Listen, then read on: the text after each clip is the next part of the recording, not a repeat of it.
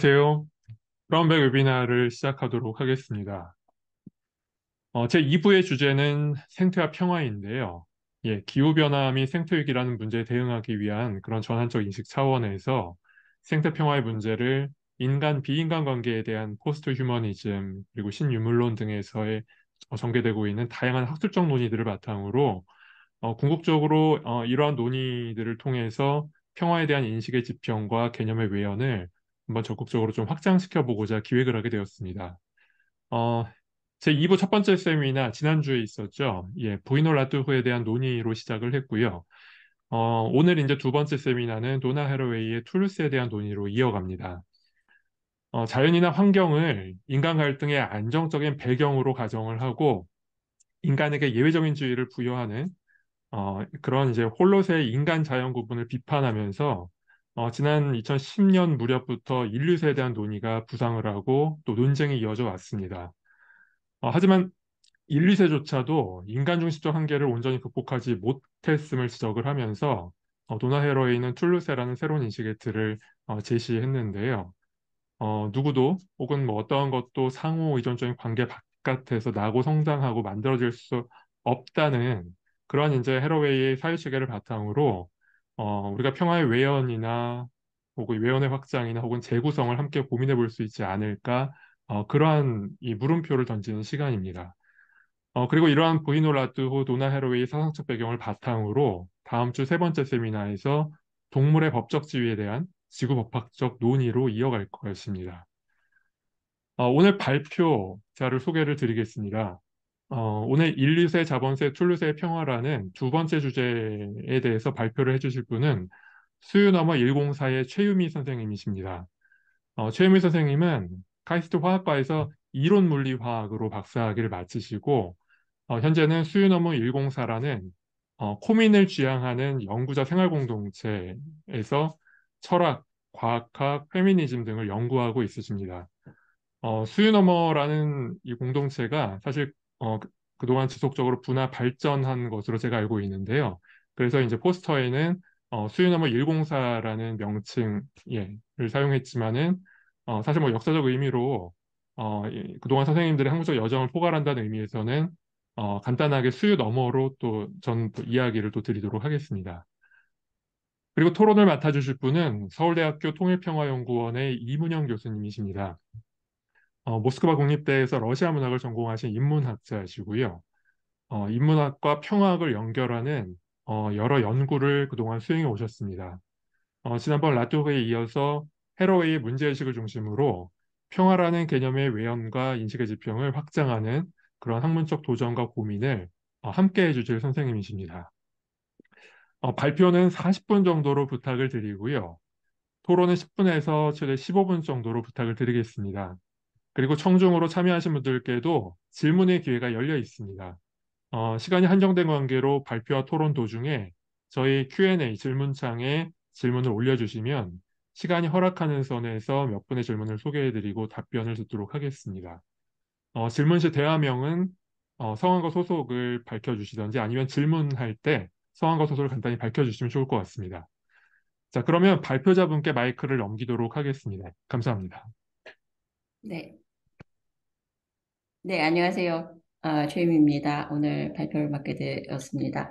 제가 화면 공유를 좀 하고 진행을 하도록 하겠습니다.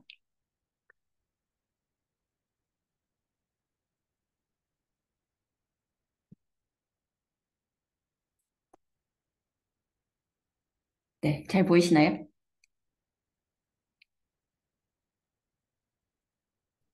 네, 오늘 제가 그 요청받은 주제는 인류세, 자본세, 솔루세의 평화입니다. 도나 해러웨이를 중심으로 말씀을 드리도록 하겠습니다. 제가 처음 시작할 때 이 그림은 고야의 곤봉결투라는 그림입니다. 1992년 2년인가 3년에 미셸 세르가 자연계약이라는 책을 발표를 했습니다. 그때가 이제 IPCC가 만들어지고 나서 그 기후변화에 대한 이제 이야기들이 막 나오고 있을 때인데요. 세르가 이제 이 그림을 가지고 그 글을 시작을 합니다. 아, 이 두 남자가 싸우고 있습니다. 그러니까 뭐 해가 지는지도 모르고 열심히 싸우고 있는데 음, 이 두 남자가 싸우는 곳이 모래벌입니다. 그래서 점점 다리가 뻘로 빨려 들어가고 있습니다. 그래서 모르고 싸우고 있다가 지금 이제 뻘 속에 무릎까지 뻘이 차들으니까 움직이지 못하고 그래서 무슨 일이 일어났는가 알게 된 거죠. 그래서 세르가 묻습니다. 여기에서 싸움에 정말 두 사람만의 싸움이었는가? 어, 우리는 역사를 어, 주인과 노예 변증법으로 두 남자의 싸움으로 얘기하는데 누가 이 두 남자가 어디서 싸우고 있는지 묻는 자가 있는가라고 얘기를 합니다. 오늘 주제는 아마 이 두 남자가 싸우는 곳, 이 두 남자만의 싸움이 아닌 지금 기후격변에 대해서 말씀을 드리려고 합니다.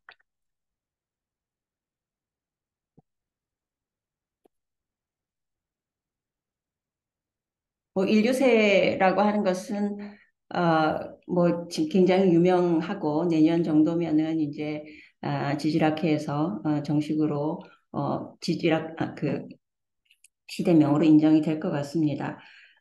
보통 이제 새를 구분하는 것은 현생 화석 그리고 멸종 화석의 비율을 비교하는 그 생물 층서 방식입니다. 그래서 플라이스토세까지는 이제 그 화석이 대부분 출토된다라는 의미였고요. 근데 홀로세는 이렇게 현생 그 생물 현생 화석으로 그 결정된 것이 아니라 그린란드의 빙하 시추를 통해서 고기를 분석해서 이제 빙하기가 끝난 시점부터 홀로세가 이제 시작되었습니다. 그래서 홀로세는 한 만 년 정도 지속되었는데 굉장히 온난하고 그래서 인간이 이제 호모사피엔스가 굉장히 번성하게 된 시기이죠. 아, 안트로포신, 그러니까 인류세라고 하는 것은 인간이 만들었다, 인이 개변이다라는 의미로 이제 그 이름이 만들어졌는데요. 많은 학자들이 사실 인류세는 이제 두 가지가 있습니다. 인류가 이렇게 대단하다, 또는 인간이 엄청나게 많은 자연의 많은 변화를 일으켰다. 두 가지 의미를 가지고 있는데 도나 해로웨이나 제이슨 무어나 학자들은 이 인류세라는 명칭이 굉장히 비정치적이다라고 비판을 하고 있습니다.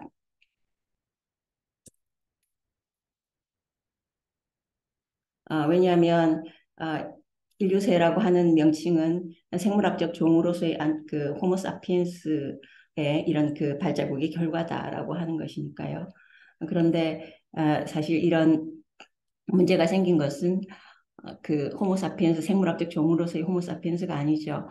지금 온도 상승 1.5도 저지를 위한 탄소 예산이 뭐 꽤 몇 년 전에 만들어졌는데 지금 이제 90% 이상이 다 소진되었습니다. 그런데 90%를 다 평등하게 소진했느냐? 세계 모든 인간들이 그렇지 않습니다. 그렇기 때문에 이 명칭은 당연히 자본세여야 된다라고 하는 이야기들이 많이 있습니다. 제이슨 무어나 도나 해로웨이나 이런 사람들이 이제 그렇게 얘기하죠. 또 이제 그 에나칭이라고 하는 오늘 소개드릴 인류학자는 이거는 자본세라든지 인류세라든지 이런 거대한 무언가로 이렇게 얘기될 문제가 아니다라고 얘기를 합니다. 칭은 이제 보통 지질학적으로는 그 레퓨지아라고 하는 게 있습니다. 뭐 여태까지 계속 지금 여섯 번째 멸종이 시작되고 있는데 다섯 번의 멸종이 있었고 그 멸종 때마다 이제 시대가 이렇게 바뀌어 왔었죠. 그때마다 심지어는 뭐 90% 이상의 생물종이 사라졌지만 다시 번성할 수 있었던 것은 레퓨지아가 있었다는 것이죠. 레퓨지아는 이제 기후격변이 일어나도 어떤 부분은 전면적이 아니고 조금이라도 그것을 피할 수 있는 곳이 이제 남아 있다면 그것으로부터 다시 생물종이 번성한다는 것입니다. 근데 이제 그 에나칭이 홀로세와 우리가 여태까지 살아왔던 홀로세와 인류세를 그러니까 비교하면서 얘기를 하는데 홀로세는 이런 레퓨지아가 굉장히 풍성한 곳이었다라는 거죠. 근데 인류세는 이 레퓨지아가 없어지고 있다라는 겁니다. 그래서 홀로세는 회복이 가능한 여태까지 뭐, 그 자연에 대한 교란이나 이런 것들이 없었던 적이 없었죠. 그런데 그런 그 파괴나 교란에도 불구하고 그것이 계속 회복될 수 있었던 것은 레퓨지아가 있었기 때문인데, 인류세에는 그런 레퓨지아가 없어지고 있고 아주 급속한 속도로 사라지고 있기 때문에 인류세에는 증식이 작동하고 있다라고 얘기합니다. 그 증식이라고 하는 것은 인간의 이익의 증식, 자본의 증식, 인간의 증식이 될 것입니다. 어, 자본세라는 얘기는 이제 제이슨 무어와 안드레스 말름이라는 사람이 이제 먼저 얘기를 했는데 사실 뭐 이것은 누가 용어를 먼저 발했느냐 하는 그 무슨 이제 뻔한 용어죠. 그러니까 자본으로부터 이런 시기가 시작되었다라고 하는 거니까요. 근데 이제 바텔과 무어라는 사람 두 사상가는 자연이 아주 저렴해진 것이 이제 그 장기 16세기부터 600년간 지속되어 왔고 더 이상 저렴한 자연이 가능하지 않다라고 이제 얘기를 하고 있습니다. 반면에 여태까지의 그 도나 헤러웨이나 에나칭이나 이런 사람들은 주로 생태 문제를 가지고 얘기했다면 이제 그 클라이브 해밀턴이라는 분은 기후 문제는 생태 문제가 아니고 지구 대기 시스템 문제다. 그래서 우리가 생태 문제와 이것을 구별해야 된다. 특히 인문학자들이 이거를 가지고 안트로포신에 대한 것을 가지고 뭐 인간 중심적이다, 어쩐다라고 하는 것은 터무니없는 얘기다. 우리가 지금 그런 얘기를 하고 있을 때냐. 지구의 주인으로서 책임감을 가지고 나서자. 뭐 이런 얘기를 하고 있습니다. 왜냐하면 그 어느 때보다 인간의 힘이 강성해졌다. 그래서 우리는 이것을 정말 우리가 힘을 모아서 이걸 해결하고자 한다면 해결할 수 있을 것이다. 라고 얘기를 합니다. 근데 사실 이런 그 해밀턴의 그 호소는 굉장히 비정치적이지요. 그래서, 이제 보통 이런 자본세나 이런 것들을 얘기하는 사람들에 대해서, 기후逆변의 문제는 그런 정치적인 문제가 아니고 비정치적인 문제다라고 얘기할 때, 제3세계도 얼마나 많은, 석유를 쓰고 있느냐, 얼마나 많은 탄소를 배출하고 있느냐, 중국 봐라, 이제 이런 얘기들을 하죠. 역사적으로 본다면, 아, 그, 역사적으로 본다면 이제 중국이나 이런 것들은 이런 제3세계들은 아주 이제 최근에 이제 거기에 동참한 곳이 되는 것이죠. 그런데 이분의 그 비정치적인 호소는 그 인간이 책임감을 가지자라고 하는 것이 정말 어떤 돌파구를 만들 수 있을지 굉장히 좀 순진해 보입니다. 반면에 그 2009년인가요? 지금 물리학자이고 복잡계 시스템 전문가인 이제 브래드 we너라는 분이 지구 물리학회에서 연설을 하면서 이제 연설 제목이 지구는 뭐 뻗었나 이제 글로벌 환경 관리의 역동적 무용성과 직접 행동 액티비즘을 통한 지속 가능성 서스테이빌리티의 가능성이라고 하는 이제 도발적인 아주 자의 그 연설을 했습니다. 이 사람이 연설을 하면서 우리가 이 기후 문제에 대응하는 가장 과학적인 방법은 저항하는 것이다라고 얘기를 했습니다. 저항이라고 하는 것은 특별한 것은 아니죠. 그렇지만 과학학회 발표에서 저항해야 된다라고 하는 것은 굉장히 이제 이례적인 이야기입니다. 이분이 이제 그렇게 얘기한 것은 IPCC가 만들어지고도 한참 지나고 나서도 계속 이제 뭐 말로만 이야기가 되고 있고 직접적으로 이런 그 변화가 일어나지 않고 있기 때문에 그것은 굉장히 지금 무용하다. 그런데 지금 우리가 해야 되는 것은 여태까지 직접 행동을 해왔던 사람들, 선주민들, 반자본주의자들, 아나키스트들, 이런 사람들이 지금 무엇을 하고 있는가 이것을 보고 그들과 연대해야 된다라고 얘기합니다. 왜냐하면 그들이 가능하다고 그들이 만들고 싶은 세상이 가능하다고 생각하는 사람들이기 때문에 우리는 그들과 연대해야 된다라는 얘기를 합니다. 인류세는 사실 지질학적으로는 굉장히 논란이 많습니다. 어디서부터 도대체 인류세라고 할 것인가? 이런 것들이 문제이죠. 가장 길게는 이제 인간이 농경을 시작하고 나서부터 이산화탄소가 증가했다라는 것이 있고요.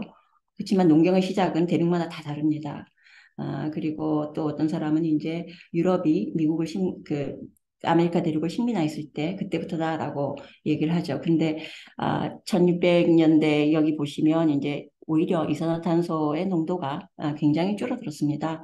왜냐하면 그 식민자들이 들어가서 병균과 같이 들어갔기 때문에 아마존의 그 90% 이상의 사람들이 다 죽었습니다. 그래서 아마존에서 뭐 농사를 짓고 그 하던 사람들이 거의 다 사라졌기 때문에 오히려 이산화탄소가 줄어들었죠. 가장 지지를 많이 받고 있는 것은 18세기 산업혁명입니다. 인류세를 제안했던 이제 크루첸과 러블럭 같은 사람들이 다 이제 이것을 이제 지지하고 있죠. 어, 최근에는 1945년을 기점으로 보는 연구도 있는데요. 스테펜 같은 사람들은 이제 45년 이후, 45년이 2차 대전이 끝난 시기, 2차 대전으로 히로시마의 원폭이 이제 떠들어진 시기입니다. 그 시기를 기점으로 지구 시스템적인 그런 변수들하고 사회 경제학적인 변수들이 아주 45년을 기점으로 익스포넨셜리 증가하는 것을 이제 보여주고 있습니다. 이 스테펜의 그래프가 보여주는 것은 지구 시스템들이라고 하는 것이 아, 인간과 다른 종들, 저는 그것을 이제 복수종, 멀티스피시스라고 번역하고 하고 있는데요.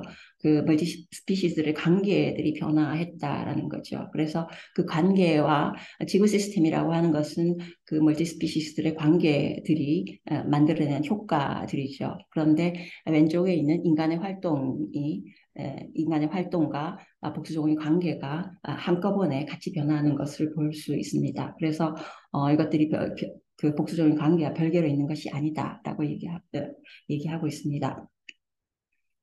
지금 우리는 뭐 굉장히 긴급한 상황에 처해 있습니다. 지구는 거의 폐허가 되어가고 있고, 폐허가 되어가고 있고, 이제 1750년 산업혁명이 시작되었을 때부터 지금까지 이산화탄소 농도는 2배로 증가했습니다. 근데 그 자본세 같은 경우에는 이제 어떤 사람은 18세기부터 시작되었다라고 얘기하는 사람들도 있고, 이것이 복수종 관계들이 재배치되는 것 때문에 일어났다라고 얘기하는 사람들은 사실은 이것은 1200년경부터 시작됐다고 얘기를 합니다. 1200년경에 인도양의 무역 루트가 만들어졌고, 그러면서 이제 많은 생물종들이 왔다 갔다 하게 된 것이죠. 그 다음에 1400년에 이제 자본주의 가 이제 시작된 콜럼버스가 남북 아메리카 대륙을 발견했을 때 그때부터 시작해서 글로벌 무역 루트가 만들어졌고 그러면서 많은 이동들이 있었고 그것이 이제 많은 문제를 야기했다라고 얘기를 하고 있습니다. 어,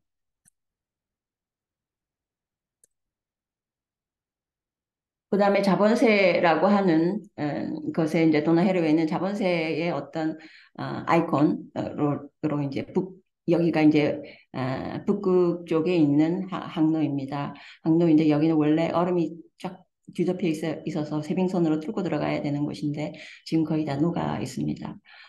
그것이 바로 이제 자본세의 그 아이콘이 된다라고 얘기를 합니다. 이쪽에는 이제 천연가스 매장량 30%가 묻어 있고 여기가 이제 뭐 제3의 이제 석탄 시대라고 얘기하고 있습니다. 탄소 시대를 열고 있다라고 얘기하고 있습니다.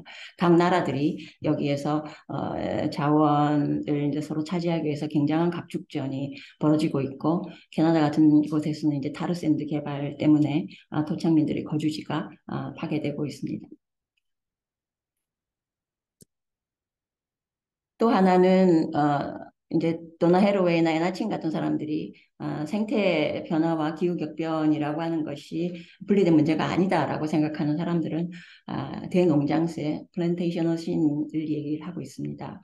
이것은 그 사탕수수 농장이 이제 1400년부터 사실은 사탕수수 농장이 만들어졌습니다. 그래서 그 마데이라 섬, 그 아프리카의 마데이라 섬은 그 스페인 사람들이 거기다 사탕수수 농장을 만들고 나서 100년 후에는 마데이라가 원래 이제 나무 숲의 그 숲의 섬이다라는 뜻이었는데 100년 후에는 나무가 한 그루도 남아있지 않게 되었습니다. 그리고 나서 이 사람들은 이제 아메리카 대륙으로 가게 됐죠. 이렇게 사탕수수 농장, 지금은 이제 뭐 밤 오일 농장 이런 것들이 만들어내는 그 파괴적인 측면이 굉장히 많이 있고 이러한 플랜테이션이라고 하는 것은 복잡한 생태계를 굉장히 단순하게 만들어버리는 그런 사례들이다라고 얘기를 하고 있습니다. 그런데 이렇게 많은 그 변화들이 있고 사실은 IPCC가 만들어진 것도 지금 이제 거의 40년이 돼가는데 아무런 아무런 변화가 없습니다. 매번 국제회의들이 일어나고 있지만 아무런 변화들이 없고 그래서 그레타 툰베리는 계속 그 냉수를 들이마시고 있다라고 얘기를 하고 있죠. 왜 이런 일이 일어나고 있을까? 정치가들은 왜 변화를 만들어내지 못하고 있는 것일까? 정말 책임을 방기하고 있는 것일까? 혹은 이제 이것을 테크노 사이언스를 가지고 해결할 수 있을 것이다라는 기대를 많이 갖고 있습니다. 그런데 정말 이 테크노 사이언스가 이 문제를 못 해결할 수 있을까라는 거. 그래서 이 긴급한 상황을 제대로 생각하기 위해서 우리는 그러면 테크노 사이언스 이 문제를 어디서부터 시작해야 될까를 생각하기 위해서 저는 테크노 사이언스를부터 한번 생각을 해보려고 합니다.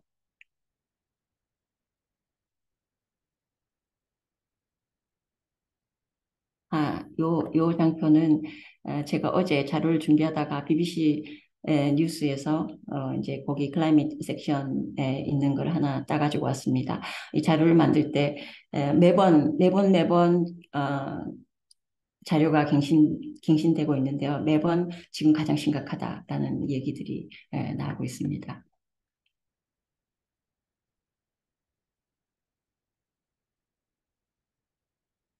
테크노 사이언스라고 하는 것은 뭐 17세기 이제 과학혁명으로부터 시작이 되었죠. 지난 시간에 홍승 선생님께서 말씀하신 것처럼 이제 17세기 실험과학이 테크노 사이언스를 열었습니다. 우리는 결코 근대인이었던 적이 없다 해서 이제 라투르는 17세기 실험과학으로부터 근대 놀라운 생산성의 비밀을 분석을 했죠. 17세기 실험과학이 탄생하기 전까지 이제 과학은 자연 철학자들의 두뇌적 추론으로 세계에 대한 거대한 그림을 일구였습니다. 그래서 자연에 대한 경험이라고 하는 것은 유의미한 지식으로 취급받지 못했습니다. 아, 착각할 수 있고 우리의 그 감각 체계를 믿을 수 없다라는 것이죠. 그런데 실험실이라고 하는 아주 특별한 장소가 만들어지고 모든 것이 변했습니다. 이 오른쪽에 있는 것이 이제 공기 펌프의 그림입니다. 아, 당시까지는 진공이라고 하는 것은 철학적으로 있으면 안 되는 것이었습니다. 어떻게 자연의 원리가 이 세상을 만드는 원리가 하나도 통하지 않는 것이 있을 수 있는가라고 하는 것이죠. 그래서 그렇지만 그 영국의 자연 철학자 로버트 보일은 공기 펌프를 가지고 진공을 만들어 보였습니다. 이 유리구를 만들고 이제 펌프를 통해서 공기를 빼내고 공기가 아무것도 없다라는 것을 보여주기 위해서 거기다가 새를 집어넣어 가지고 새가 점점점 질식하는 것을 보여주기도 했죠. 이런 실험 시험 같은 거는 주로 이제 밤에 그 로버트 보일이 밤에 많이 실험을 했는데요. 여기에 이제 여성, 남성 귀족들이 와서 그 실험을 보고 그랬었는데 이제 여성 귀족들이 새들이 질식해 가니까 이제 그런 실험을 중단해 달라고 요청을 하기도 하고 공기 펌프는 계속 고장이 나고 그래서 이제 계속 중간에 수리하고 이런 일들을 하고 있었습니다. 이런 실험과학이 이제 그 테크노 사이언스 시대를 열었던 거죠. 브루노 라투르가 이런 공기 펌프에 대한 이 많은 부속품들 이런 것들을 얘기하는 이유가 뭐냐면 그냥 그 진공이라고 하는 것이 자연의 비밀로 발견된 것이 아니고 이 많은 부속품들과 그 많은 여성 남성 그러니까 보일의 하인들 또 공기펌프의 기술자들이 이것을 만들어내었다라고 얘기를 합니다. 만들어내었다. 우리는 만들어냈다. 과학적인 사실, 이런 것들이 만들어졌다라고 하면 날조되었다라고 생각하는데, 만들어졌지만 날조된 것은 아닙니다. 그런데 이 만들어진 것들이 어떻게 되느냐 하면 원리에도 환원할 수 없고 굽힐 수도 없는 엄연한 사실로 만들어진 것이죠. 그것을 그렇게 만들어낸 것들이 지금 이제 그 과학자들이 하고 있는 논문을 쓰는 것입니다. 논문을 통해서 그것을 그 사실 있었던 일, 실험이라고 하는 것은 있었던 일이잖아요. 그런데 그것을 있어야만 했던 일로 바꾸었지요.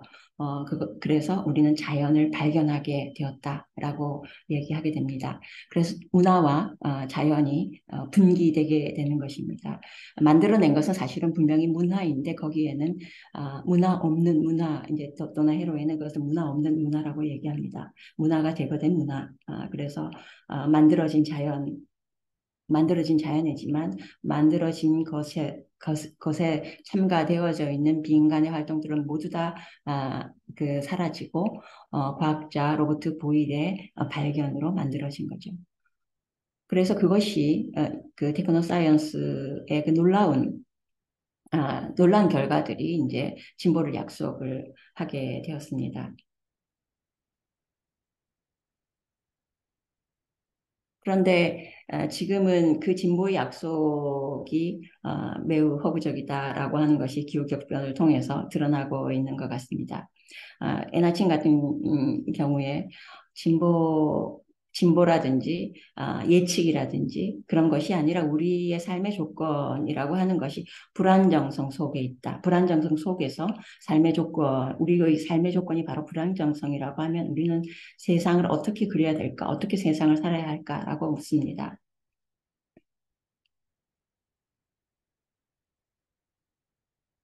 그러니까 자연과 문화의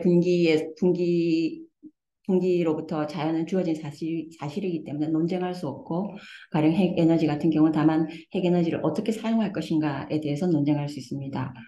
그래서 대분기의 논쟁이 면제된 테크노 사이언스를 이제 해로웨이는 문화 없는 문화의 공간이라고 얘기합니다. 우리의 지금의 그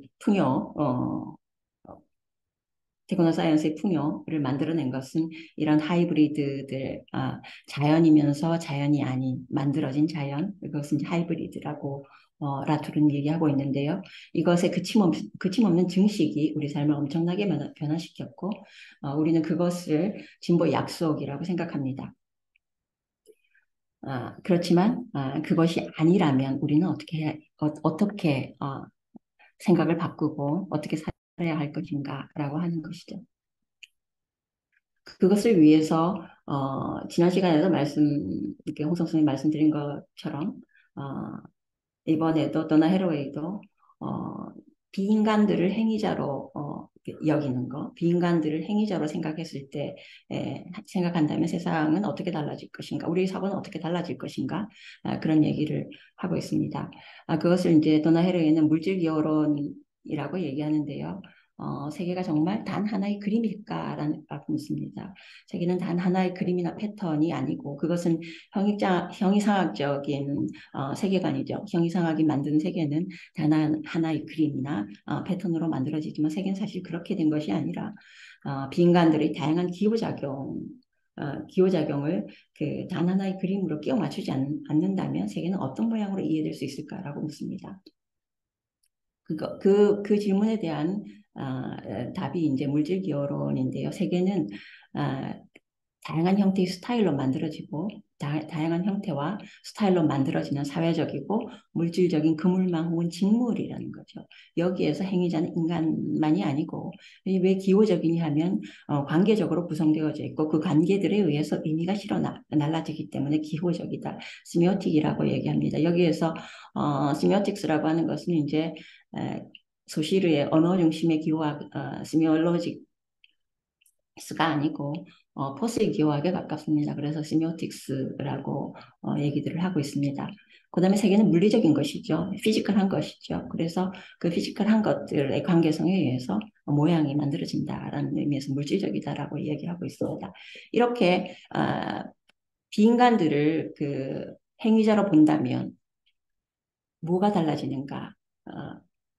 뭐가 달라지는가? 그리고 그 물질 기호론적 행위자로서 비인간을 생각했을 때 이런 물질 기호론이 탐사하는 문제는 무엇인가? 를 보면 어떻게 그 관계가 만들어지는 와중에 어떻게 성취를 이루고 실패하는가. 그러니까 하나의 그림이라고 하면 이미 정해져 있는 것이잖아요. 가령 인류세라고 하는 그림은 인류가 자연을 인류라는 그 호모사피엔스라고 하는 종은 다른 종과 달리 자연을 변형시키는 그런 종이기 때문에 실패가 예정되어져 있는 이렇게 논리가 전개되는데 그런 것이 아니라 어떤 관계가 무엇을 성취했고 무엇을 실패하게 만들었는가. 그리고 그런 징물들을 만들어내는 실들은 어디에서 오는가. 그 실의 특징은 무엇이고 그것이 짜여질 때 무엇이 배제되는가라는 것들을 묻는 거죠. 그다음에 이런 징물들을 만들어내는 요소들을 포함해서 그것의 모양과 그 패턴의 수행성 어떤 것인가. 그리고 생산성은 무엇인가. 그리고 어떤 그물망들이 만들어지면 한 그물망이 다른 그물망을 어떻게 식민화하고 혹은 또 식민화되는가, 또 그것은 어떻게 저항되는가, 이런 질문들을 합니다. 굉장히 구체적인 사안의 문제, 큰 그림을 그리는 것이 아니라 큰 그림은 가능하지 않다라고 보고 어떤 문제가 어떻게 발생한 아주 구체적으로 들어가서 보려고 하는 것이죠. 이렇게 본다면 어떤 이점이 있을까요? 이런 것들은 굉장히 경험적인 질문에 유용합니다. 사실은 하나의 큰 그림에서는 경험은 소거되는 경우가 많이 있죠. 그런 것이 아니라 경험적인 질문에 어떤 행위자가 다른 행위자가 무엇을 했고 어떤 결과가 나오는지 이런 질문에 유용하게 됩니다.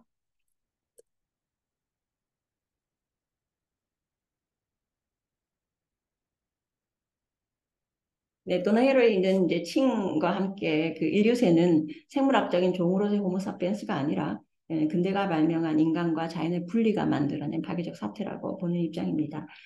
칭의 책 세 개 끝에 버섯에서 칭은 이렇게 얘기합니다. 인간과 자연이 없으면 모든 피조물이 다시 살아날 수 있다. 인간이라고 하는 아주 예외적인 존재로서의 인간, 그다음에 그 인간 바깥에 있는 자연, 자원으로서의 자연, 그런 관념들이죠. 그런 것들이 없으면 모든 피조물이 다시 살아날 수 있다고 씁니다. 왜냐하면 여태까지 파괴한다든지 뭐 교란한다든지 그것 자체가 문제가 아니라는 거죠. 그것은 여태까지 계속 있어왔고 사실은 훨씬 더 엄청난 격변들이 있었습니다. 외부적인 뭐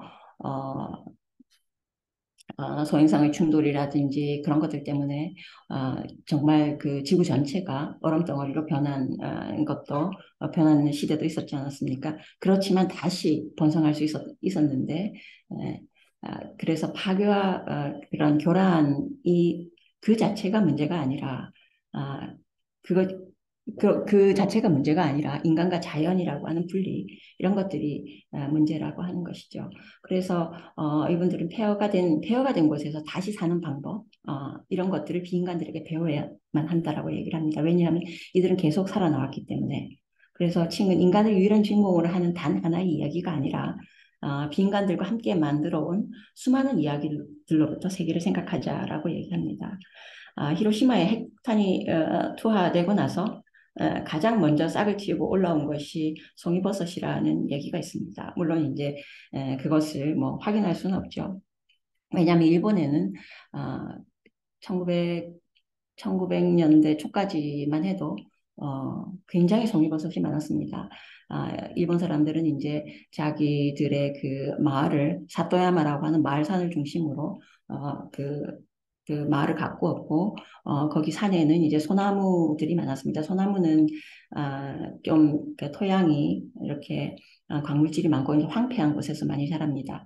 원래 이제 일본은 그 빙하기 때에도 그러니까 빙하가 완전히 덮지 않아서 이렇게 소나무가 많이 있었습니다. 근데 이제 날씨가 따뜻해지니까 이 소나무들이 다 사라지고 말았습니다. 그런데 이제 인간들이 말을 만들고 벌채를 하고 그러면서 땅이 황폐해지고 그러니까 제일 먼저 나타난 것이 소나무였습니다. 소나무였고 그 소나무의 공생자로서 송이버섯이 나타나게 된 거죠. 그러니까 인간이 교란을 했는데 그 교란의 덕분에 소나무가 만들어지고 소나무가 자라나게 되고 그 파트너로서 이제 송이버섯이 자라나게 된 거죠. 송이버섯은 그 광합성을 할 수 없는 균류이죠. 그래서 송이버섯이 미네랄이나 이런 영양분을 만들어서 우리 비료에 해당하는 것이죠. 그런 것들을 만들어서 그 식물들이 뿌리에 공급을 하면 식물들은 자기들이 광합성 탄수화물을 이제 버섯에게 제공하는 방식으로 서로 공생을 하고 있습니다. 만일에 인간의 그런 교란이 없었다면 일본 전체의 숲은 모두 다 화렵수로 덮이고 말았을 것입니다. 우리는 자연을 그냥 내버려 두면 그것이 가장 자연스러운 것이다라고 생각하는데 그렇지 않습니다. 자연이라고 하는 것은 가장 유리한 종들이 살아남을 수 있게 되기 때문에 인간의 어떤 그런 그 교란이 없었다면 광합성이 가장 유리한 화렵수가 이제 전체를 덮었겠죠. 그래서 인간의 교란 덕분에 다양한 종들이 살아나게 되고 그 교란을 하는 종은 인간만이 아니라 많은 동물들, 식물들이 서로 교란을 하면서 다른 식물들을 불러들이고 다른 생물들을 불러들이고 있습니다. 그래서 칭은 이런 이런 송이버섯과 소나무의 협력적인 생존으로부터 우리는 무엇을 배울 수 있을까라고 묻습니다.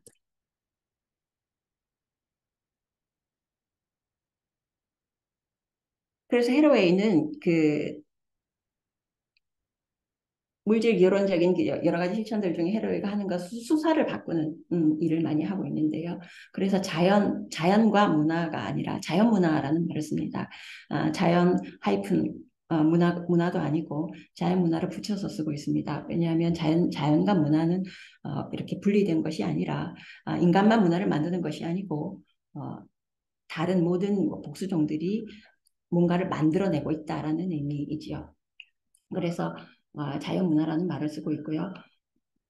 자연과 문화라는 그래서 이제 헤로웨이가 2003년에 반려종 선언이라는 책을 썼는데 여기에서 개라고 하는 그 생물종을 포착을 하게 됩니다.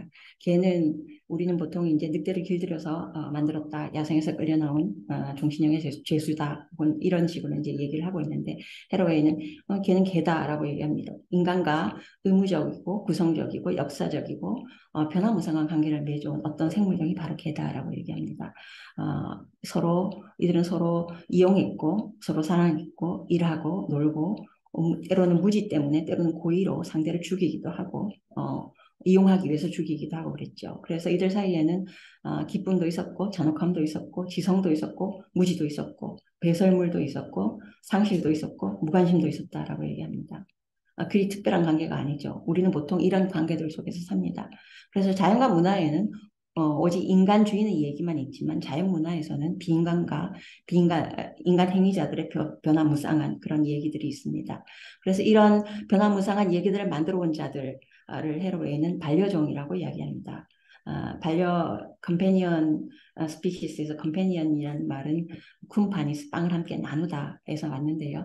함께 먹는다라는 뜻입니다. 함께 먹는다라는 뜻은 테이블에 둥그렇게 둘러앉아서 같이 먹는다라는 의미도 있지만 서로 먹는다라는 뜻이 있습니다. 나의 몸을 너에게 대주고 나는 너의 몸을 먹고 하는 서로의 몸이 메뉴에 올라와 있다는 뜻이 됩니다.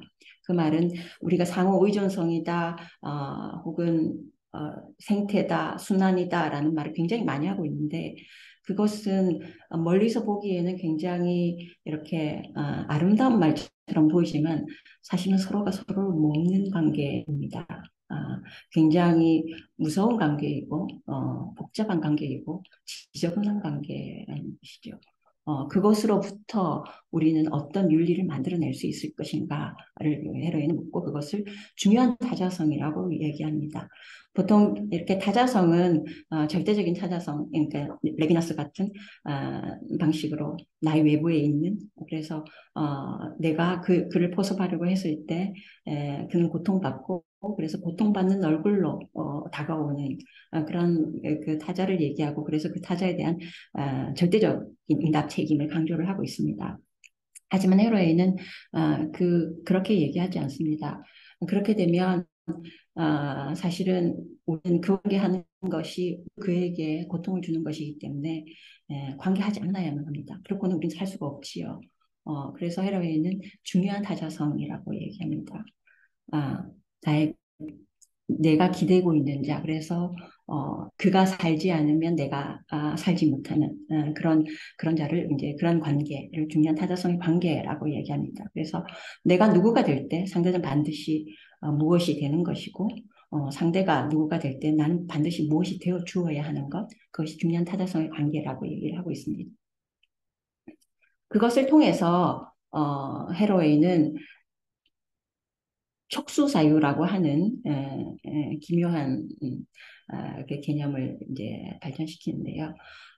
우리는 보통 사유는 머리로 하는 것이라고 생각하는데 헤로웨이는 사유는 감각으로 한다라고 얘기를 합니다.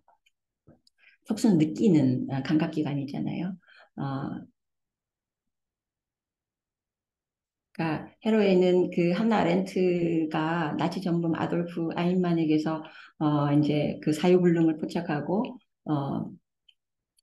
악의 방범성을 얘기했는데 기후위기와 생태위기에 무감한 우리가 바로 아인만처럼 사유불능에 빠진 것이 아닌지를 묻습니다. 아렌트는 아인만을 가리켜서 연민이나 정서가 결여된 사람이 아니고 멍청한 것도 아니고 그랬지만 타인의 관점에서는 일도 생각할 수 없는 특별히 천박한 자였다고 얘기합니다. 아, 왜냐하면 아인만을 보니까 이 사람은 말을 못하더라는 거예요. 말을 생각해서 말을 하는 것이 아니라 말놀이를 하듯이 상투적인 말들만 내뱉을 뿐인 자였다는 것이죠. 그래서 생각하지 못하는 자다라고 얘기를 합니다. 그런데 헤로인이 이 말을 약간 바꿉니다. 그래서 어, 아인만은 말을 결여한 자라기보다는 특별히 무감각한 자였다. 그래서 나그네일 수가 없었고 자기가 무엇을 하고 있는지, 그 자기가 하는 일의 결과가 무엇인지 이런 것들을 도무지 생각할 수 없었던 자였다라고 얘기합니다. 헤로웨이 촉수 사유는 사실은 아렌트의 사유하고는 결이 다릅니다. 아렌트는 아주 고결한 정신 능력에서 비롯되는 것이라고 생각하는데요. 정신적 기족 이런 얘기를 합니다. 그렇지만 헤로웨이는 아렌트처럼 고결한 정신 능력도 아니고 오딜 로드처럼 흑인 그 페미니스트입니다. 느낌을 통한 완전한 자유 이런 것을 말하지도 않습니다.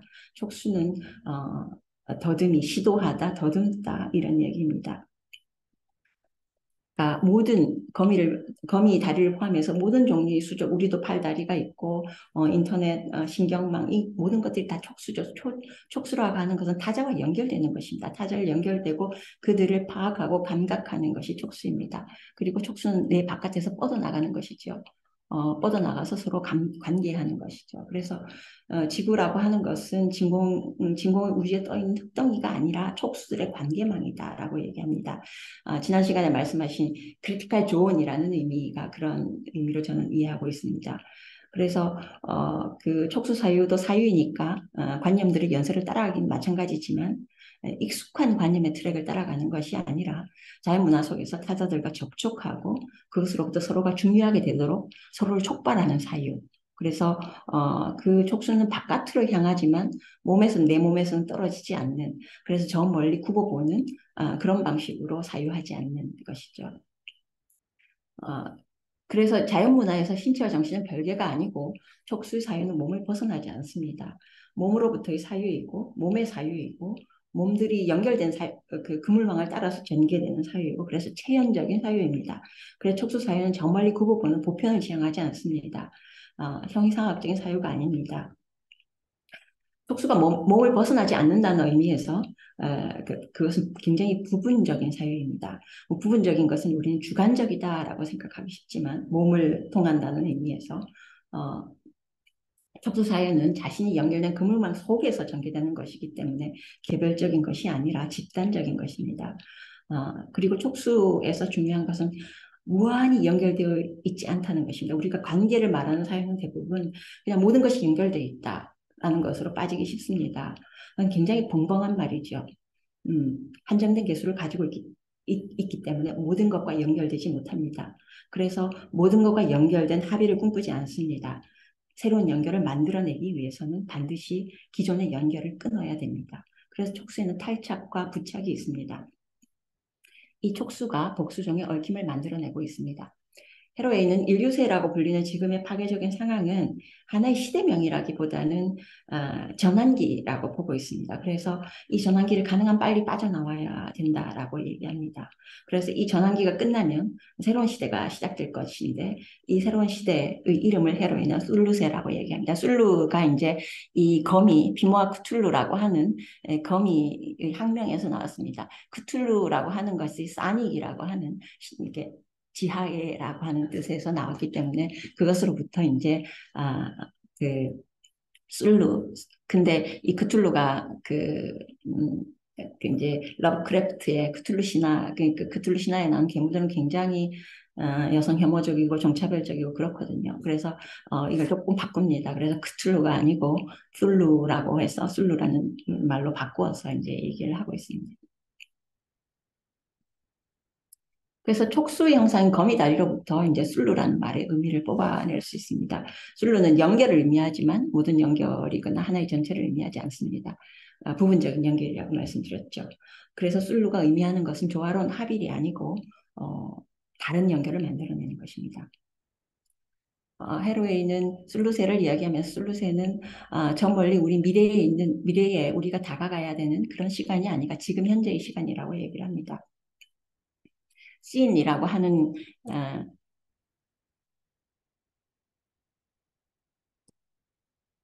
씬이라고 하는 의미가 카이노스에서 왔잖아요. 그래서 이 카이노스란 말은 모든 종류의 시간성과 물질성이 균사에 의해서 주입되는 아주 두터운 현재라는 의미로 얘기를 하고 있습니다. 헤로이가 쓰는 메타포 중에 하나는 실뜨기가 있는데요. 우리는 보통 이제 비인간은 매우 수동적이고 그 피지배의 그 위치에 있는 자들은 다 수동적인 것이라고 생각하는데 헤로인은 실뜨기로 생각합니다. 주고받고 하는 것이라는 거죠.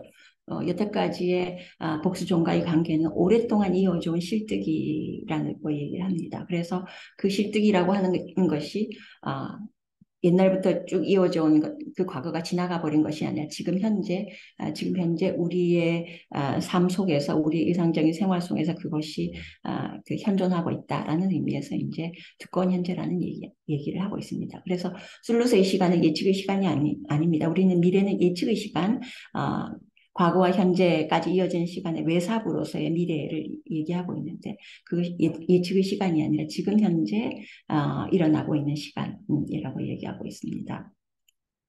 그래서 과거의 수많은 유망한 실천들을 배우고 기억하는 두터운 현존의 시간을 우리는 다시 살아야만 한다. 그러니까 수많은 살고 죽기 얽히는 시간, 그리고 그것은 비명에 간 생명들에 대해서 애도하는 시간, 이 연결을 끊고 저 연결을 시도하는 촉수의 시간이라고 얘기하고 있습니다. 그래서 제가 요청받은 것은 슬로스의 평화인데 슬로스의 평화를 어떻게 말할 수 있을까요? 그래서 분명한 것은 솔루세라고 하는 것은 합일된 조화로운 전체를 위한 시간, 인간만의 정치를 위한 시간이 아니라는 것이죠. 그래서 강제된 침묵의 시간, 강제된 평화의 시간 그런 것이 아니라 긴장감 넘치는 대결과 시끌벅적한 협동적인 일과 놀이가 가득한 시간이라고 얘기할 수 있습니다. 이자벨 스팅겔스는 그것을 코스모폴리틱스의 시간이라고 얘기합니다. 코스모폴리틱스에는 이 코스모스에 있는 모든 자들이 함께 참여하는 시간, 함께 대결하는 시간. 그래서 politics라는 그 얘기를 쓰고 있습니다. 그리고 또 이것은 너무나 서로 다른 역사를 물려받았고 너무 다르고 뭔가를 먹어야만 하고 서로가 뭔가를 이용해야만 하기 때문에 아주 조화로운 미래를 만들어낼 수 없는 그래서 불가능하지만 그렇지만 꼭 필요한 그런 미래를 만들어가는 시간이다라고 얘기하고 있습니다. 그래서 회복을 위한 복수종의 동맹을 만들어가는 시간일 수 있습니다. 소나무와 송이버섯처럼 많은 생물종들이 동맹을 통해서 그 파괴 후의 회복을 만들어 왔습니다.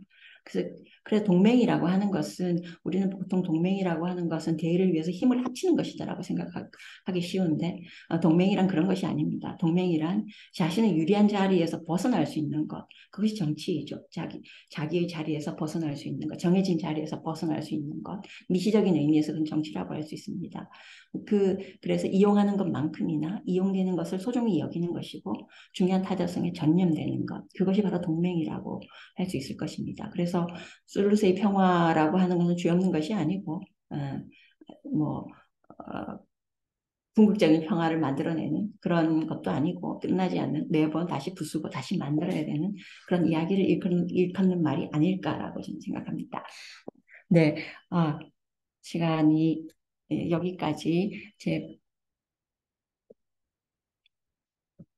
발표를 마치도록 하겠습니다. 예, 최현미 선생님 발표 감사드립니다. 예, 그러면은 저기 바로 이어서 서울대학교 이문영 교수님께서 예, 토론의 말씀을 예, 이어가시겠습니다. 저 지금 소개받은 서울대학교 통합학원의 이분영이라고 하고요. 최은희 선생님 발표 글로만 읽을 때보다 오늘 이렇게 PPT 여러 가지 자료들과 함께 보니까 더 이해가 잘 되는 것 같습니다. 근데 사실은 저는 아까 이은희 교수님이 소개해 주신 것처럼 저는 뭐랄까요 기후위기나 뭐 생태환경 과 전혀 그쪽 전문가가 아니고 전 러시아 전문가였고요. 그리고 지금은 러시아 우크라이나 전쟁에 좀 집중적으로 연구를 하고 있거든요. 전문가는 전혀 아니지만 그렇지만 이 문제는 그러니까 기후위기나 지금 대표하시는 문제는 인류 전체에게 너무 전공과 무관하게 어떤 일을 하고 있건 간에 우리가 또 관심을 가져야 될 문제라고 생각하고 있는데 저도 사실 그런 사람이기 때문에 저는 제가 토론을 할 만한 그런 가져드릴까요? 그건 없지만 제가 그런 관심과 그다음에 또 배우고 싶다라는 생각이 있고 또 제 개인적으로도 관련해서 궁금한 것도 있고 해서 제가 네, 토론을 이제 알게 되었습니다. 그래서 제 오늘 토론은 그러니까 전문가가 아닌 그러나 다른 분야에 있는 학자고 이 기후 문제나 이 환경 생태 문제에 관심을 가진 아주 일반적인 사람이 이렇게 말씀드릴 수 있는 거라는 걸 좀 감안해서 들어주셨으면 좋겠고요. 이제 오늘 최현미 선생님 발표는 우리가 이렇게 중요한 문제에 대해서 나름의 인식의 전환을 하기 위해서 일단 기본적인 개념들부터 좀 짚어보자.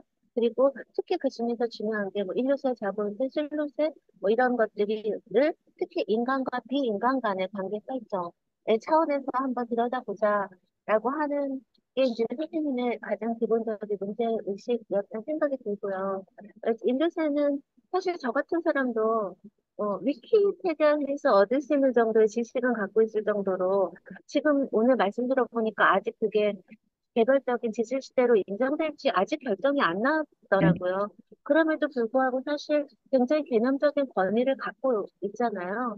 근데 제가 그런 얘기 들었거든요. 그러니까 물론 이 인류세라고 하는 개념 자체가 갖는 그 의미는 인정을 하지만 아까 최은희 선생님도 말씀하셨듯이 이거는 그 시작이 언제부터고 뭐 그다음 이거를 어떤 특정 지주 시대 별도의 세로 분류할 수 있을지 지식적으로는 좀 논란이 많다.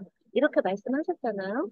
그래서 실적 과학자들 사이에서는 이것이 어떤 자연과학적인 개념의 언니성보다는 인간이 지구 환경에 이렇게 영향을 미치고 이것이 이렇게 치명적인 위기다라는 것을 강조하기 위한 굉장히 정치적인 목적이 부각된 개념이라고 해서 이 개념 자체 반대하는 과학자도 저는 있다라고 들었는데 오히려 이제 오늘 최유미 선생님 강연에서는 도나 해로웨이 같은 경우는 이 개념 자체도 너무 중립적이고 너무 비정치적이다. 그러니까 왜냐하면 인류가 그렇게 했다 그러면 근본 원인이 드러나질 않으니까 자본사라고 해야 된다. 라고 하는 정반대의 또 논란도 있는 걸 오늘 알게 됐고요. 그래서 이렇게 인류의 개념을 의 정치성 또는 비정치성을 둘러싸고 정반대의 논쟁들이 존재한다라고 하는 게 좀 흥미롭다는 생각이 들고 이 부분, 이 정반대의 논란에 대해서 이제 선생님께서는 어떻게 판단하고 계신지가 궁금하고요.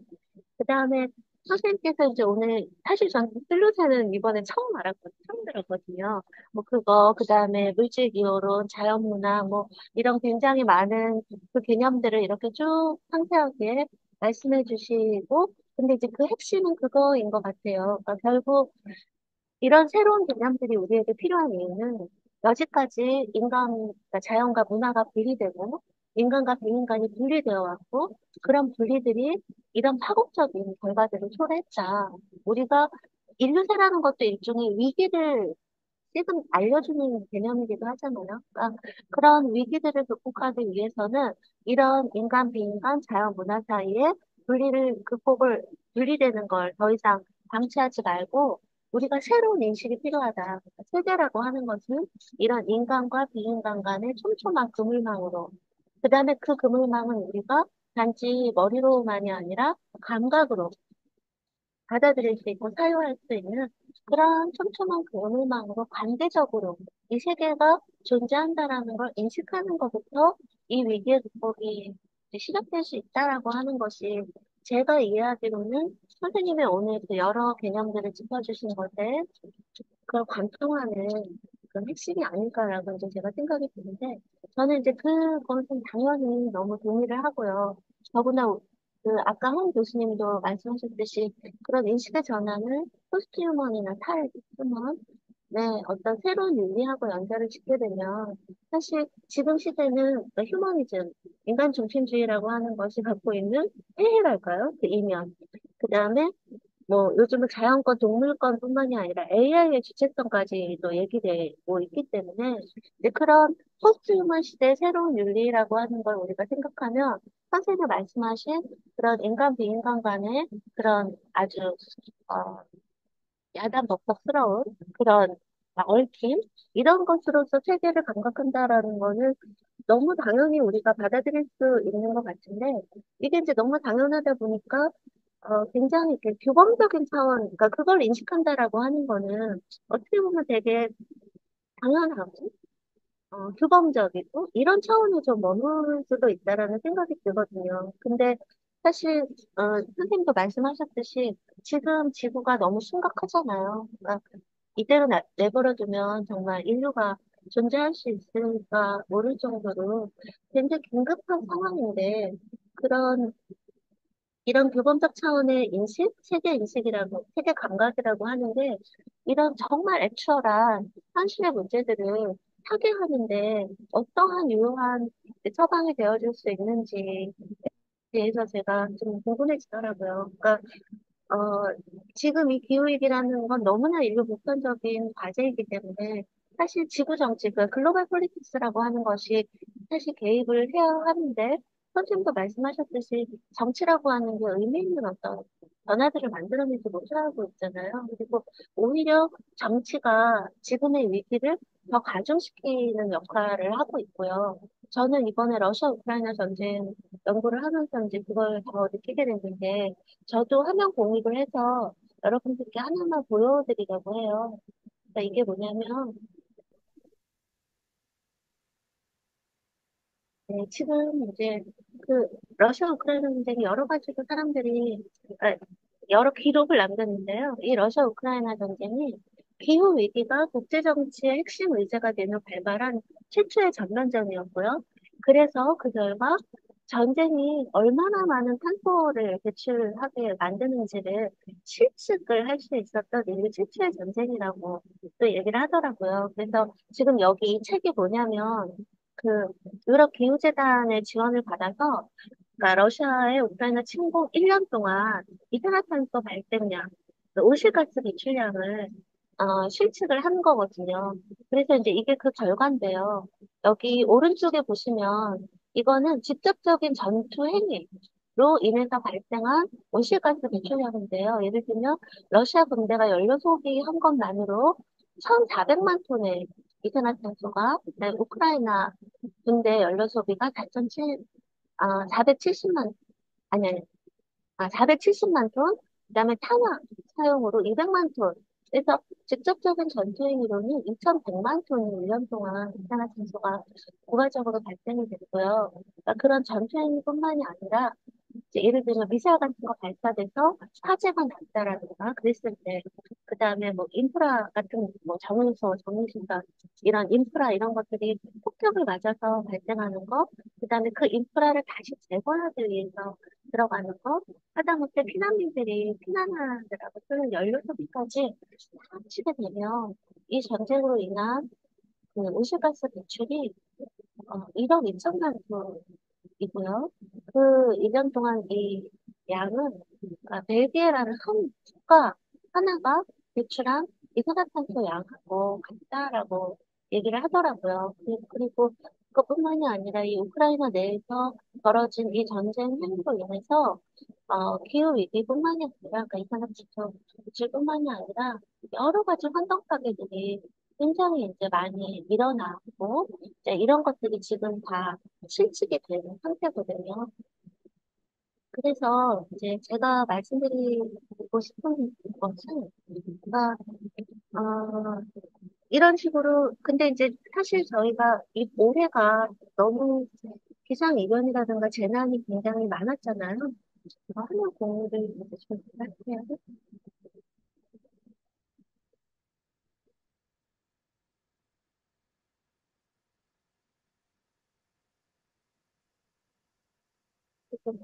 네. 그런데 이제 그런 기상이변 같은 것들이 다 지구가 이제 워밍업을 끝내고 보이링 단계에 들어가기 때문이라고 얘기를 하고요. 그러니까 지구가 이렇게 펄펄 끓고 있는데, 예, 러시아 우크라이나 전쟁 같은 경우는 인간이 어떤 분노의 화염이라고 하죠. 그걸 지금 보태서 펄펄 끓는 우주를, 그 지구를 더 가열하고 있는 상황이고, 그런데도 이제 중동 그 시리아 이스라엘 하마스 문제까지 터졌다라는 것이죠. 그러니까 사실 지금 인간이 전쟁하고 있을 때가 아니고 지금 이런 어떤 결과들을 보게 되면 인간이 싸울 때가 아니고 지금 어떠한 정의보다 중요한 것은 기후 정의라고 얘기가 되고 있는 상황 속에서 물론 이제 선생님께서 말씀하신 것처럼 이런 그 인류세라던가 기후위기라던가 이런 것이 인간과 비인간들의 그런 커넥션들이 분리되면서 만들어진 파국적인 결과고 우리가 그 분리를 극복하려고 하는 노력도 중요하지만 하지만 어쨌든 그 결자해지라고 이 문제를 해결할 주체는 또 인간인 것이고 그런 경우 해결을 위해서는 인간과 비인간 사이의 연계를 복구하는 것도 중요하지만 인간 사이 또는 국가 사이에 이런 정의의 문제랄까 책임의 문제랄까 이런 전쟁과 관련된 윤리의 문제랄까 네, 이런 것들을 해결하는 것이 이런 정치적인 어떤 그 해법이라고 하는데 너무 절실한데요. 그러니까 우리가 선생님이 오늘 그 강연해 주신 그러한 인식의 전환을 갖는다고 하는데 그게 현실에서의 이런 필요한 이런 솔루션에 이제 어떤 식의 도움이 될 수 있는지 그런 좀 어떤 조언이랄까요? 해안을 여쭙고 싶습니다. 예, 제 토론은 여기까지입니다. 네, 어제 그 이문영 선생님의 그 토론문을 읽고 제가 이제 제일 첫 번째 그 고야의 공본교육 화면을 그걸로 바꿨습니다. 사실 그러고 있을 때가 아니죠. 지금 우리 지금 모래, 모래톱에 계속 이제 잠기어 들어가고 있는 상황입니다. 사실은 이제 인류세라는 용어가 적절하냐 아니냐라는 것은 중요한 문제는 저는 아니라고 생각합니다. 초기에는 이제 그런 문제가 많이 생겼고 지금은 이제 헤로이 같은 경우에도 그래서 그것으로 환기할 수 있다면 인류세라는 그런 용어로 그것이 가지고 있는 인간 중심적인 이런 것들이 있지만 그것을 환기할 수 있다면 좋다 그럼 빨리 되었으면 좋겠다라고 이제 얘기를 하고 있습니다. 그렇지만 이제 말씀하신 것처럼 과학자들 입장에서는 거의 뭐 그 홀로세랑 겹치거든요. 그리고 지질학적 시대라고 하는 것이 1945년 이후다, 뭐 200년간 그것을 지질학적인 변화라고 말할 수가 없잖아요. 그러니까 이제 엄밀한 과학적인 의미는 아니지요. 그렇지만 또 이제 여기서 우리가 생각해야 되는 것은 과학이라고 하는 것이 정치적인 문제하고 정말 떨어져 있는 문제인가? 아까 제가 진공을 말씀드렸는데 진공 절대로 있으면 안 됐거든요. 홉스 같은 경우에 리바이던이 전체 그 사회를 지배해야 되는데 리바이던의 지배가 들어가지 않는 진공이 있단 말이야. 그것이 있단 말이야. 그건 절대 안 되는 것이죠. 그래서 이미 진공이란 문제 자체도 정치적인 문제와 긴밀하게 연관되어져 있고 홉스가 진공을 격렬하게 반대한 이유도 그 이유인 것이죠. 그리고 이제 그 도나 해로웨이나 뭐 에나칭이나 이런 사람들이 말하는 그런 문제, 라투르나 비인간과 엮여 있다라고 하는 문제가 그냥 단지 인식의 전환, 규범적인 문제의 그 문제라기보다 훨씬 더 경험적인 문제입니다. 아, 여태까지 뭐 40년 동안 이렇게 했지만 정치권이 이걸 해결할 수 있을까? 못합니다. 이거 절대 어떻게 해결하겠어요. 사실은 이것을 하려면 여태까지 사용한 것들, 많이 사용한 자들은 더 이상 사용하지 말아야만 하고, 그런데 그런 일은 절대 일어나지 않죠. 그래서 사실은 그 코로나 같은 경우에는 부자 동네에서 이탈리아의 그 가장 부촌에서 이제 확산되고 났을 때부터 그때부터 전 세계가 반응하기 시작했거든요. 그래서 자신들의 안위가 문제가 되기 때문에 됐지만 이것은 지금도 굉장히 심각하게 일어나고 있지만 아마 끝까지 영향을 덜 받는 사람들은 부자 나라에 있는 부자들일 겁니다. 그래서 정치적인 문제로 저는 해결되지 않는다고 생각이 들어요. 해결될 수 없고 해결되지도 않을 것이고 그래서 그런데 이제 지금 그 테크노 사이언스를 가지고 이 문제를 해결하겠다. 치공공학적인 그 굉장히 위험스러운 발상인 것 같습니다. 어, 이제 이산화탄소 포집해서 이제 지하에 묻는다 뭐 이런 기술도 있고 그다음에 대기 중에 이제 성층권에 그 탄산 칼륨을 뿌려서 이제 그 화산이 폭발한 것처럼 해서 이제 이렇게 반사도를 높인다거나 혹은 그 태양광이 못 들어오도록 이렇게 맞는 방식으로 이제 뭔가를 해보자라고 얘기를 하는 그런 이제 컴퓨터 시뮬레이션이 많이 있고 실제 실험하려고 하다가 반대해가지고 못한 것도 있습니다. 그래서 그런 경우들보다 그것이 바로 에나칭이 인간과 자연의 분리, 인간이 그래서 자연을 조작할 수 있어. 우리 여태까지 그렇게 해왔고 못할 리가 없어라고 하는 접근 방식인 거죠. 오히려 그런 것들이 사라지면 빨리 회생할 수 있다라고 얘기하는 것이 그런 얘기죠. 그래서 정치권이나 무슨 그 권력을 가진 사람들이 어떤 합의나 이런 것들을 통해서는 결코 해결될 수 없는 문제이기 때문에 이것은 정말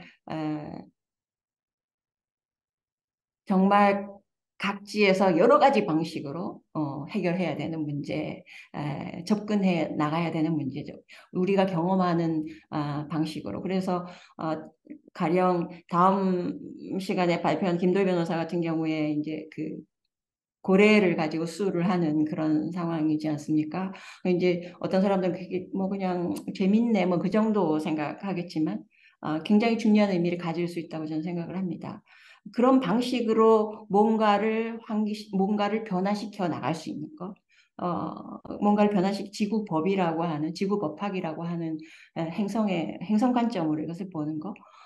그런 것들로서 바뀌어 나갈 수 있고 또 다른 방식으로 음, 가령 이제 문재인 정부 때 이런 기후 격변 때문에 그 이제 녹화 사업들이 있었어요. 근데 그거가 이렇게 인류세니 뭐 이런 것들로 통해서 이렇게 하면 굉장히 관료적이 되기 쉽거든요.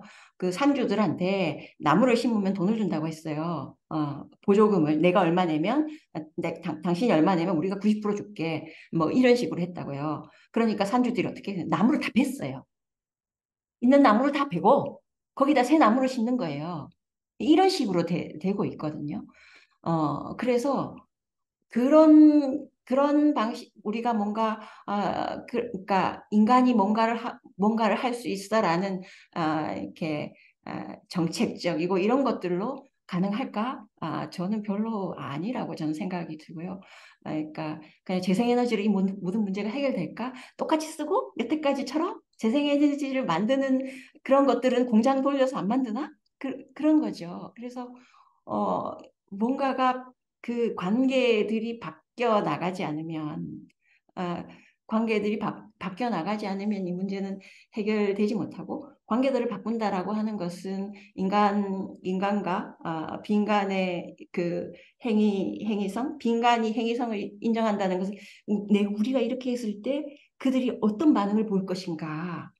우리가 그것을 통제할 수 있다가 아니고 어떤 통제 못하는 문제가 있는 것인가. 이런 것들을 보는 것이어서 굉장히 경험적이고 구체적인 방식으로 이렇게 접근에 들어갈 수 있는 방식이라고 생각이 듭니다. 가령 또 이제 그 미국 같은 경우에는 그 오리곤주에 이제 굉장히 목재 산업이 엄청났었어요. 그 인디안들이 뭐 그 동물을 잡고 이런 걸 할 때 다 이제 불내서 나무가 얼마나 많았겠어요. 그러니까 불 다 지르고 불 지르면 이제 관목들이 자라잖아요. 그 베리 같은 것들이 자라죠. 그러면 그 시간에 맞춰서 동물들이 이동 시간에서 사냥도 하고 자기도 베리 먹고 동물들도 베리 먹고 이런 방식으로 이제 한번 땅을 이렇게 확 불을 지르고 나면 거기서부터 이제 커다란 나무가 자라기 시작합니다. 그래서 엄청나게 큰 그 소나무가 자랐고 이제 그 초기에 그 목재 산업이 이제 엄청나게 번성을 했죠. 그러면서 이 사람들도 이걸 다 베고 나면 나무가 어디 있지? 라고 생각을 한 거예요. 그래서 이 나무를 그 베면 이제 우리가 새 나무를 심어줄 테니까 우리가 이걸 베게 해줘라고 이제 그 정부한테 얘기를 한 거죠.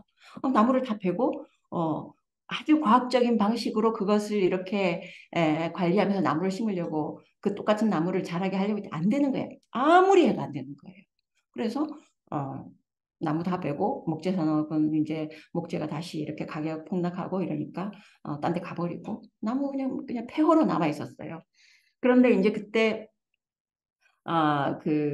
이제 뭐 환경보호 운동이 굉장히 많이 일어나서 이제 그런 그 산불을 불내지 많은 거, 화전을 금지하고 뭐 이런 것들이 많이 생겼거든요. 그래서 불을 더 이상 못 일으키게 됐어요. 그러고 나서 40년이 되니까 거기에 조그만 나무들이 자라는 거예요. 소나무인데 큰 나무가 아니고 그러니까 그 로지폴이라고 하는 작은 나무들이 자라는 거예요. 그 작은 나무들이 자라고 목재로도 쓸 수 없는 그래서 거기는 뭐 풍광도 별로 좋지 않고 나무도 뭐 그냥 좀 그런 나무들이 있고 그래서 사람들이 별로 안 찾아보는 곳이었는데 거기에 송이버섯이 나기 시작했어요. 어. 그게 송이버섯이 나기 시작했고 그게 송이버섯이 나니까 동아시아에 있는 그 난민들 미얀마나 이런 데서 그 베트남이나 이런 데서 온 난민들이 거기서는 다 이제 화전 농업도 했고 산에서 살았잖아요. 그러니까 이제 미국에 난민으로 왔는데 뭐 이렇게 그러니까 월마트 같은 데서 이렇게 일용직 그러니까 얼마나 힘들겠어요. 조그만 집에 살고 그러니까 다 그쪽 산에 가서 송이버섯을 키기 시작한 거예요. 그러니까 정말 우리가 생각하지 못한 그 칭이 그런 인간과 자연이 사라지면 다시 살아날 수 있다라고 하는 게 그런 거예요. 엄청나게 많은 나무를 뱉고 엄청나게 많은 것들을 황폐시켰지만 어, 또 다른 것들이 벌어지고 있는 거죠. 그래서 그런 방식으로 어떤 교란이 문제인가? 그러니까 파괴가 문제가 아니고 어떤 파괴가 문제이고 이런 것들을 보기 위해서는 굉장히 구체적으로 봐야 되고 구체적으로 보기 위해서는 그들의 행위 능력을 생각하면서 그들의 행위 능력 속에서 그것을 봐야 된다라는 말씀이었습니다. 그래서 아마 굉장히 여러 가지 방식으로 기후정의나 뭐 이렇게 아까 저기 그 브래드 워너가 얘기한 것처럼 이렇게 저항하고 기후정의 행동하고 이런 것도 굉장히 중요하고 어, 그래서 하여튼 여러 가지 정말 정말 할 수 있는 방식으로 다 되는 것이고 그래서 아마 이제 그 지난 시간에 말한 라투르가 녹색 계급이 단결하라라고 한 얘기가 그 얘기인 것 같습니다. 예, 좀 말씀 감사드리고요. 어, 제가 사실은 그 질문자분들이 있으실까 봐 전 굉장히 말을 아꼈는데요. 일단은 질문자가 지금은 안 계셔가지고, 제가, 이제 전체적으로 기획한 취지와 맞물려가지고, 예, 나중에 이제 최민 선생님께 제가 한 번 더 여쭙도록 하고요. 몇 가지, 이렇게, 생각들을 조금 말씀드리면서 마무리를 좀 이어가도록 하겠습니다. 사실은 아까 인류에서 자본의 툴루세, 그러니까 사실 이러한 부분들의 논의가 저희 이제 정치학에서는 어떻게 보면은 이 보이지 않는 것들, 보이지 않으려 했던 것들을 보이게 하는 역할과 기능을 한다라고 생각을 합니다. 정치학에서 이제 정치와 정치적인 것에 대한 논의가 있었죠. 정치가 이야기하지 않기 때문에 혹은 다루지 않기 때문에 정적인 것이라는 새로운 개념들을 정치학자들이 혹은 이제 더 넓은 의미에서 인문사회학자들이 만들어내서 쓰기 시작을 했었던 거고요.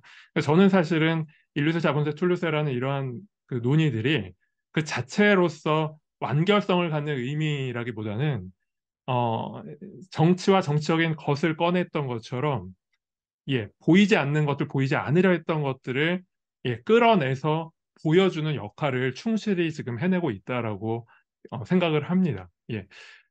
그리고 이제 또 하나는 이 최미 선생님께서 굉장히 그 인상 깊은 부분을 말씀해 주신 게 그 기호학과 관련된 부분인데요.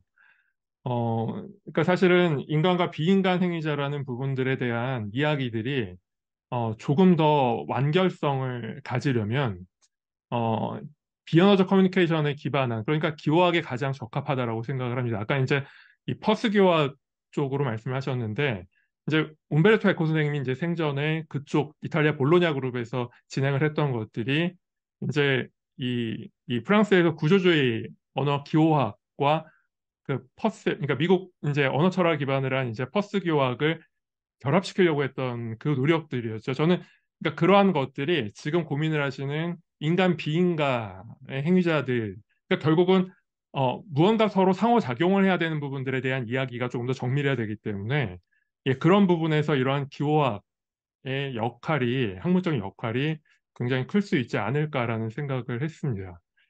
그리고 이제 마지막으로 이제 저희가 다음 시간에 다음 주에 이제 지구업학 관점의 생태평화, 아까도 말씀하셨다시피 민변에서 후쿠시마 오염수 방류와 관련해서 헌법성을 제기할 때 돌고래를 청구인으로 넣었죠. 예.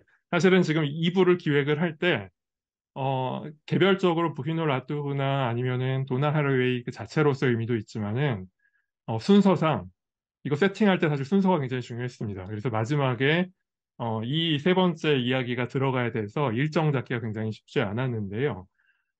지금 사실 이 지금 세미나에 들어오시는 여러 선생님들 또 학생들 중에 굉장히 다양한 전공이 있으신데요.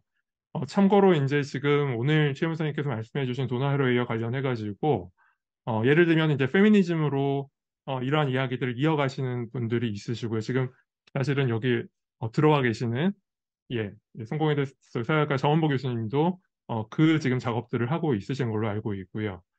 그리고서 방금 말씀드렸던 기호학으로서 역시 이러한 부분들을 이어갈 수 있는 부분들이 있다라고 생각을 하고요. 그다음에 이제 저희 국제정치학에서는 행성정치학이라는 그러한 문제의식을 가지고서 그 이전에 인터내셔널 월드 글로벌이 아니라 이제 플래네터리 폴리틱스로 저희가 이야기를 하려는 것이 이제 이러한 문제의식의 연장선상이고 그리고 마지막으로는 다음 시간에 이야기할 지구법학 관점에서의 생태평화라는 것도 결국은 이러한 것들이 연장선상에 있다라고 생각을 합니다. 그리고 하나 더 말씀드리면은 이게 유의미할지는 최영민 선생님께서 말씀을 나중에 해주셔야 될 것 같은데요.